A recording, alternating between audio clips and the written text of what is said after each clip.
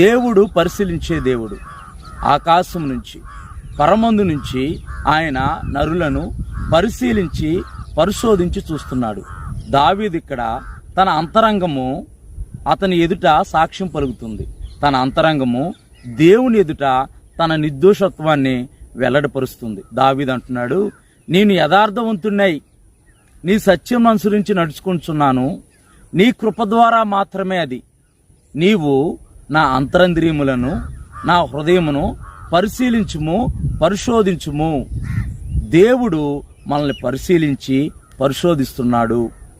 మానవులు ఎలా జీవిస్తున్నారు, వారి భక్తి జీవితాన్ని, దేవుడు వారికి ఇచ్చిన ఆయుష్ని వారు ఎలా కొనసాగిస్తున్నారు, వారు ఎలా ఈ భూమి మీద జీవిస్తున్నాడని దేవుడు పరమందు నుండి, పరలోకం నుండి నరుల్ని దృష్టించి నరుల్ని చూస్తూ వారిని పరిశీలిస్తున్నాడు.